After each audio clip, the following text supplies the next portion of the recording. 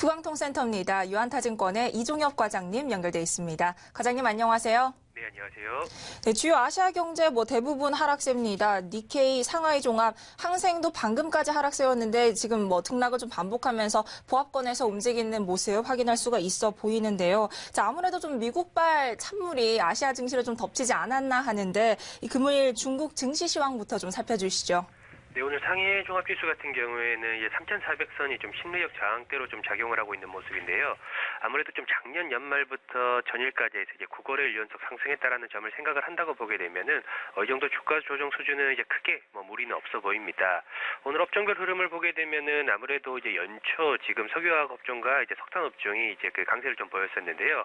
오늘 같은 경우에는 이러한 그 연초 상승폭이 좀 컸던 업종들을 중심으로 좀 차익 매물들이 나오고 있는 양상입니다. 이러한 흐름들에서 좀 석유화학 업종이 오늘 마이너스 한 2.5% 하락을 좀 보여주고 있고 석탄 업종 역시 한 마이너스 한 3%대의 약세를 보이고 있습니다.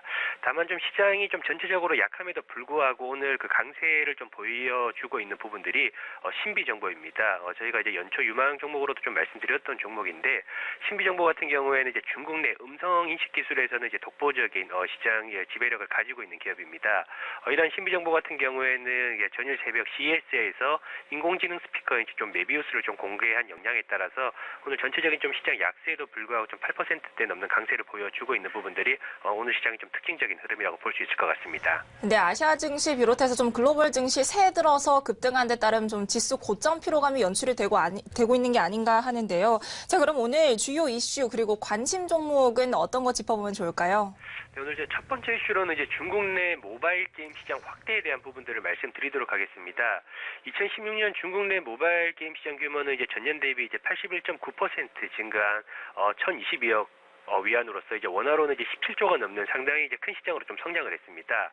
2017년 들어오면서도 이제 40% 이상의 좀 성장을 한 것으로 좀 보여짐에 따라서 이에 따라서 좀 전체적인 게임 시장에서 모바일 게임 시장의 좀 점유율은 2016년 57%보다 크게 확대된 이제 65%까지 성장한 것으로 예상이 되고 있고 이러한 그 성장 추세가 좀 이어지게 될 경우 2019년에는 전체 게임 시장 내 모바일 게임 시장 이제 비중은 이제 72%에 달할 것으로 좀 전망을 하고 있습니다. 최근 이제 국내 같은 경우를 보더라도 이제 리니지 레볼루션이나 이제 리니지 N 같은 이제 MMORPG류들의 좀 게임들이 좀 연이은 성공을 좀 거두고 있는데요. 중국 역시 이런 고퀄리티 게임들이 좀 출시됨에 따라서 유저들의 결제, 즉 과금이 좀 큰 폭으로 좀 증가를 하고 있는 상황입니다. 또한 올해 역시 좀 기존에 이제 큰 성공을 거뒀던 좀 인기 그 게임 IP들을 좀 활용한 모바일 게임들이 좀 연속적으로 좀 출시될 것으로 전망됨에 따라서 텐시트 등과 같은 이제 게임 플랫폼 업체들에 대한 성장이 보다 확대될 것으로 예상을 하고 있습니다. 그리고 오늘 이제 또 다른 이슈로는 이제 중국 내 이제 여행 수요 증가 부분들을 좀 말씀드리도록 하겠습니다. 중국 국가여행국은 2017년 중국 관광 산업 매출이 전년 대비해서 약 15.1% 증가한 것으로 좀 발표를 하였고 여행자 수 역시 전년 대비 이제 12.6% 증가한 50억 명으로 좀 추산을 했습니다. 즉 2017년 중국 인민들이 이제 1인당 이제 3.7번의 이제 여행을 다녀온 셈인데요. 2016년에 이제 국내 여행자 수 증가율이 11% 수준이었다라는 점을 고려해 본다고 보게 되면은 오히려 최근에 들어오게 되면서 여행자 수 증가폭이 보다 확대가 되고 있는 상황입니다. 또한 이러한 여행 성장을 좀 주도하는 세대들이 중국의 80년대 그리고 이제 90년대생이라는 점을 고려한다라고 보게 되면은 이러한 중국 내 이제 여행 성장 추이는 앞으로도 조금 더 이어질 것으로 전망됨에 따라서 올 한 해 역시 중국 여행 그리고 이제 레저 산업에 대해서 좀 지속적인 관심이 필요할 것으로 예상을 하고 있습니다. 이러한 관점에서 오늘 말씀드릴 종목은 상해 금강 호텔 발전입니다. 중국의 이제 호텔 그리고 이제 레스토랑 분야에 있어서 최대 상장 기업이라고 좀 볼 수 있고 현재 중국 내 호텔 그리고 레스토랑 및 프랜차이즈 산업 그리고 이제 여행 산업을 영위를 하고 있다라고 볼 수 있습니다. 2014년부터 좀 적극적인 M&A를 통해서 중국 내 호텔 시장 점유율을 이제 17%까지 높이면서 중국 최대 이제 호텔 체인이 좀 되는 모습들을 보였고 특히 그 중형 호텔 부분에 있어서 좀 대표적인 주자로 좀 발돋움을 했습니다.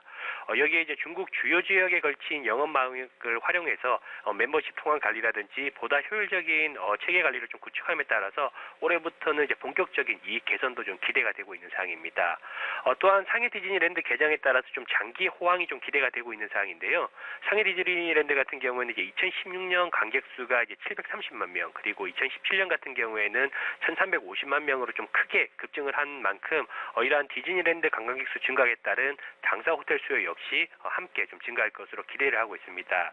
작년 같은 경우에는 이제 741개의 좀 신규 호텔들이 좀 개장을 하면서 연간 목표였던 이제 700개를 이제 초과 달성을 하였고 호텔 객식 이용률 역시 이제 67%까지 확대가 되면서 최근에 이러한 그 호텔 객식 이용률도 이제 높아지고 있는 상황입니다.